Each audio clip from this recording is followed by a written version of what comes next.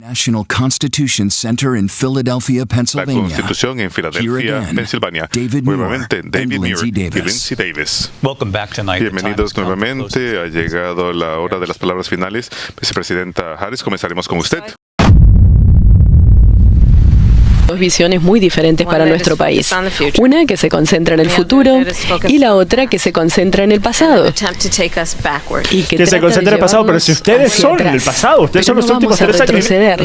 Y creo firmemente que los estadounidenses saben que tenemos mucho más en común de lo que nos separa y podemos marcar un nuevo camino hacia adelante. Una visión de esto incluye tener un plan, entender las aspiraciones, los sueños, las ambiciones, las esperanzas de los estadounidenses.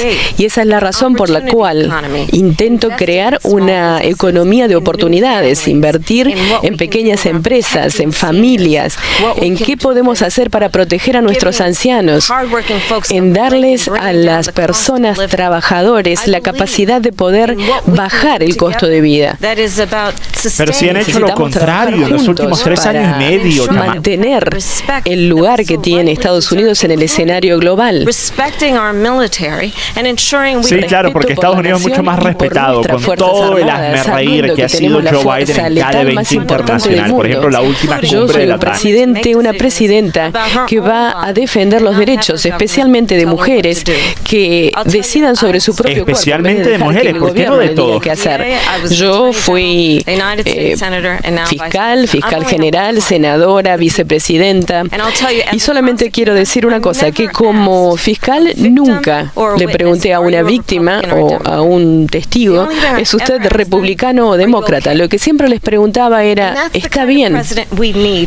¿Usted se siente bien? Y ese es el tipo de presidente que necesitamos en este momento. Alguien que se preocupe por ustedes y no que se ponga encima de ustedes. Yo intento ser presidenta para todos ustedes y concentrarnos en lo que vamos a hacer en 10 o 20 años para construir y fortalecer a nuestro país e invertir desde ahora en ustedes, en los estadounidenses. Muy débil, muy débil. Ella comenzó diciendo que va a hacer esto, que va a hacer lo otro, que va a hacer esas cosas maravillosas. ¿Por qué no lo ha hecho? ¡Bingo! ¡Bingo! 3 años y medio, han tenido 3 años y medio para arreglar el problema de la frontera, 3 años y medio para crear empleos, todas esas cosas de las que hemos hablado. ¿Por qué no lo ha hecho? Ella debería de inmediato regresar a la Casa Blanca, ir al Capitolio, unir a la gente y hacer todo eso. Pero no lo han hecho y no lo van a hacer. Porque usted cree en cosas en las que no cree el pueblo estadounidense. Ustedes creen en cosas como no vamos a usar fracking, no vamos a usar combustibles fósiles. Las cosas que van a fortalecer al país, les guste o no. Alemania lo intentó y en cuestión de un año tuvieron que volver a desarrollar plantas normales de energía. Todavía no estamos listos. No podemos sacrificar a nuestro país por una visión equivocada. Pero les hago una pregunta muy simple. ¿Por qué no lo han hecho? Somos una nación en declive. Exactamente. Somos una nación se lo guardo de que está cayendo en picada. Somos el hazmerreír del mundo. Yo conozco a líderes de todas partes, me han llamado, nos hemos reunido. Ellos se ríen de esto, no entienden qué nos está pasando en el país. No somos líderes. No tenemos idea. Tenemos guerras en el Oriente Medio, tenemos guerras con Rusia y Ucrania. Vamos a terminar en una guerra en la Tercera Guerra Mundial y sería algo sin precedentes por las armas nucleares. Yo voy a reconstruir a nuestras Fuerzas Armadas. Ella le entregó mucho de esto a el Talibán. Se rindieron en Afganistán. Lo que le han hecho a nuestro país, y quizá lo peor, es que han permitido que millones de gente, de personas, ingresen al país. Muchos son criminales. Tenemos el peor presidente, la peor vicepresidenta en la historia de nuestro país. Gracias, presidente Trump. Y este es nuestro debate presidencial desde aquí, desde Soy David Muir. Filadelfia. Gracias por mirar aquí en Estados Unidos y en todo el mundo. Ok.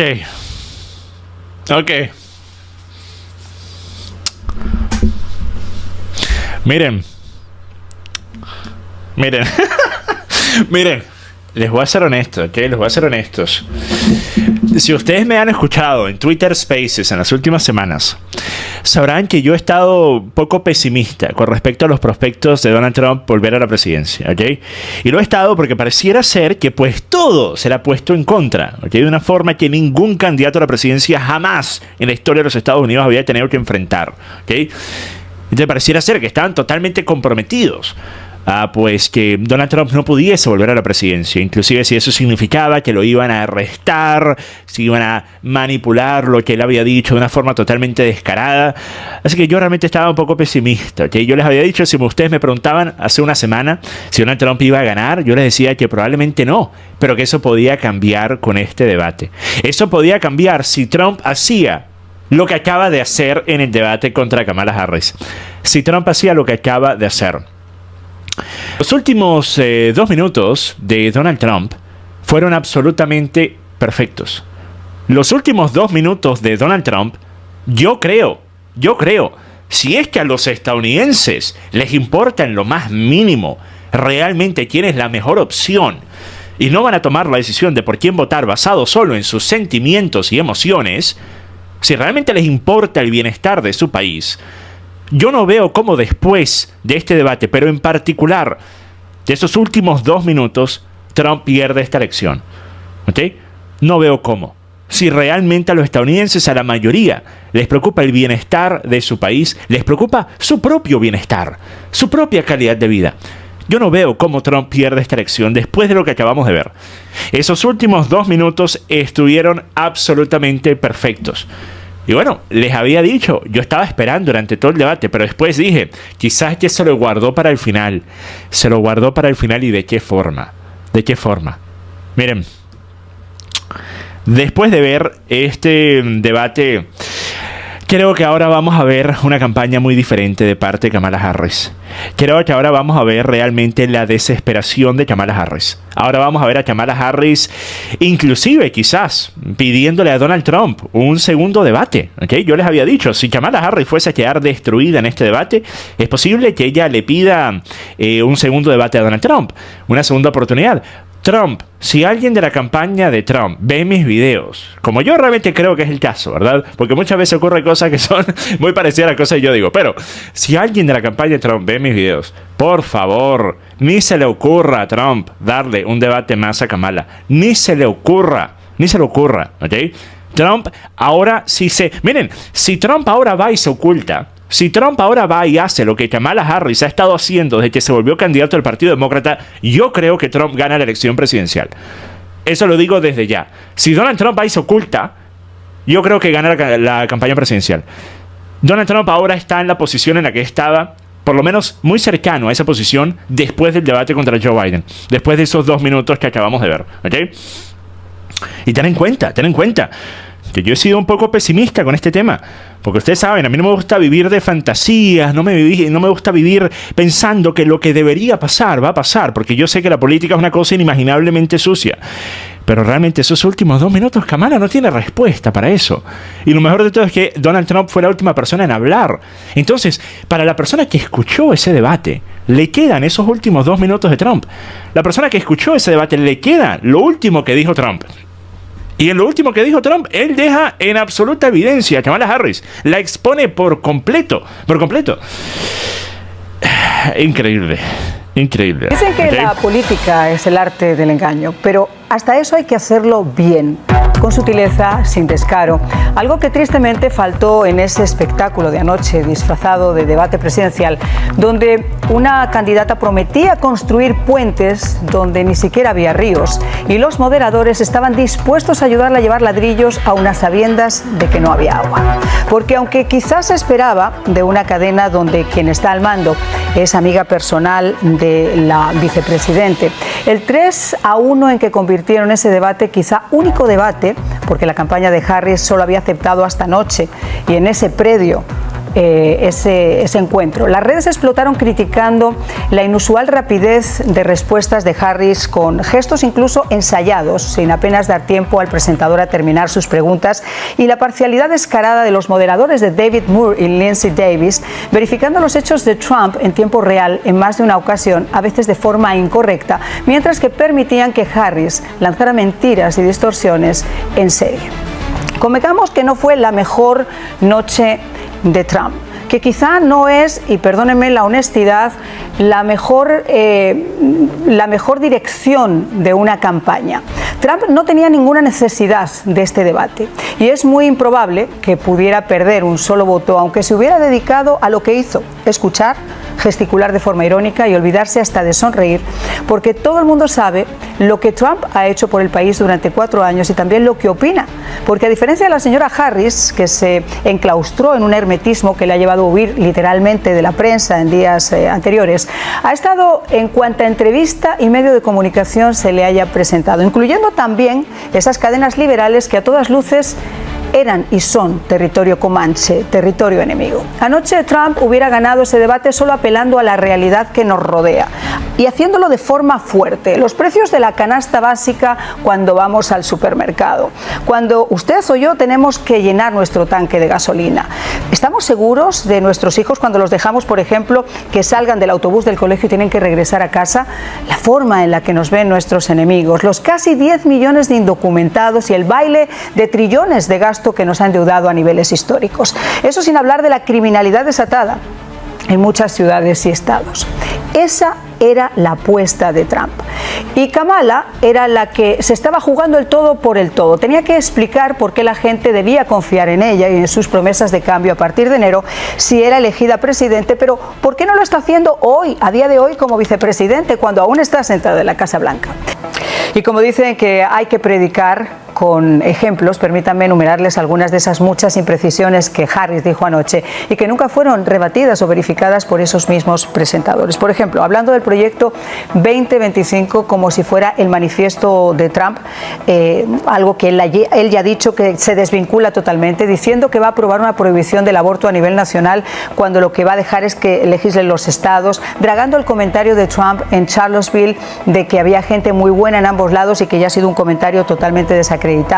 Por ejemplo, diciendo que Trump había supervisado y que había desempeñado el peor desempleo desde la Gran Depresión y que fue obviamente causada por la pandemia, alegando que la política exterior de Trump era débil y que él había provocado, o que por su política se había provocado, la caótica salida de Afganistán, negando que alguna vez se haya pedido la confiscación de las armas, incluso cuando hay vídeos de ella misma hablando y haciendo precisamente eso, diciendo que los recortes de impuestos de Trump solamente ayudaron, por ejemplo, a los ricos, y lo que he calificado como mi bête noire especial, asegurando que ella y Biden han creado 800.000 puestos de trabajo, lo cual simplemente, y ustedes lo saben, ha sido también desarticulado porque no es cierto. Y hubo más, mucho más. Harris mintió sobre su historial y sobre el de Trump y tampoco fue cuestionada absolutamente en nada de eso. Por ejemplo, se apoyaba los abortos tardíos de bebés de 9 meses. Y ahora que la luna de miel de Harris parece haberse desvanecido y Trump ha vuelto a la cabeza y en algunas encuestas incluso ha vuelto a la delantera, parece ser que los medios de comunicación tienen que ayudarla. El esfuerzo de Harris por evitar comprometerse con cualquier política mientras estaba en la campaña simplemente ha fracasado. Su negativa a hacer entrevistas en solitario y conferencias de prensa ha dejado a los votantes estadounidenses en total oscuridad, y me incluyo. En consecuencia, el debate debería haber sido importante, pero la gente a día de hoy todavía no sabemos dónde nos encontramos. Como les decía, no fue la mejor noche de Trump, pero ese tipo de mentiras y con ese descaro no fue lo mejor que pudo pasar. No se contestaron a la mayoría de las preguntas y ¿qué quieren que les diga? Todavía hay muy poca idea de cuáles son sus verdaderos puntos de vista. Un trabajo que hubiera correspondido a los moderadores y que se negaron literalmente a hacerlo, ni siquiera repitiendo la pregunta del millón y la que dejó de contestar. ¿Estamos mejor ahora que hace 4 años? Pregúnteselo usted. Comenzamos. Y es que es muy difícil, Anthony, tener una persona enfrente. Quizá ahí está el juego de la política y lo que falló en el día de ayer por parte del señor Trump, que tenía todo para poder basarlo en la realidad y le falló la forma de enfrentárselo, de tirárselo a la cara.